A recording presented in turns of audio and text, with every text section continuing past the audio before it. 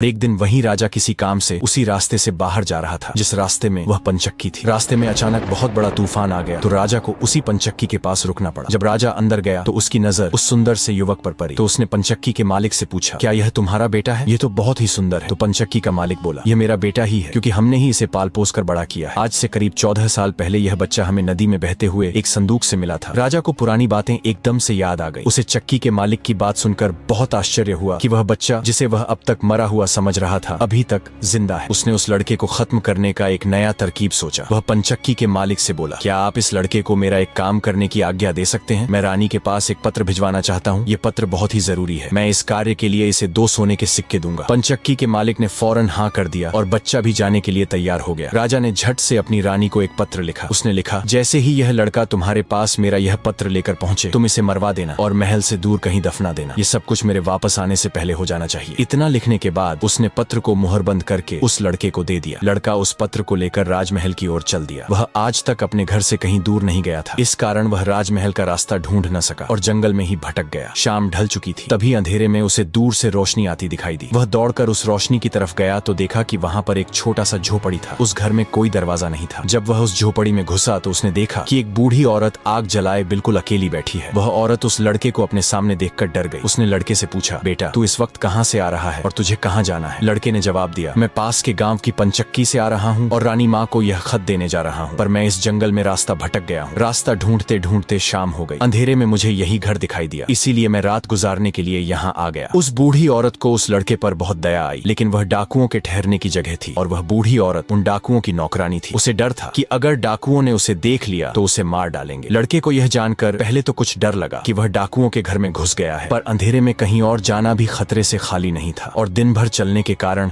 वह बहुत थक चुका था, इसलिए उसे बहुत जोरों की नींद आ रही थी। वह उस बुढ़िया के कहने पर घर के एक कोने में चुपचाप जमीन पर सो गया। आधी रात के बाद जब डाकू उस घर में आए तो किसी और को अपने घर में सोता देखकर अपनी नौकरानी पर बहुत गुस्सा करने लगा। बूढ़ी नौकरानी ने उन्हें सारी बात बता दी और वह चिट्ठी भी डाकुओं के सरदार के हाथ में रख दिया जो उस लड़के ने उसे दिखाया था। राजा की मोहर देखकर उन डाकुओं को उस चिट्ठी पर कुछ शक हुआ। सरदार ने जब उस चिट्ठी को खोलकर पढ़ा तो सोते हुए उस लड़के पर उसे बहुत तरस आया। उसने उस चिट्ठी को फाड़ दिया और एक दूसरी चिट्ठी में लिखा, जैसे ही यह लड़का राजमहल में पहुंचे तुम इस लड़के से अपनी राजकुमारी का विवाह कर देना। यह काम मेरे वापस आने से पहले ही पूरा हो जाना चाहिए। फिर उन्होंने उस पत्र को मुहरबंद करके उस लड़के के सामने रख दिया और सुबह होने से पहले ही डाकू वहां से चले गए। सुबह जब लड़का सोकर उठा तो उस बूढ़ी औरत ने उसे कुछ जलपान कराया। फिर वह लड़का राजमहल की ओर चल दिया। राजमहल पहुंचकर उसने वह खत रानी माँ के हाथ में दिया। रानी ने जब खत पढ़ा तो उसे बड़ा आश्चर्य हुआ। अब आगे की कहानी सुनने के लिए चैनल को सब्सक्राइब करें।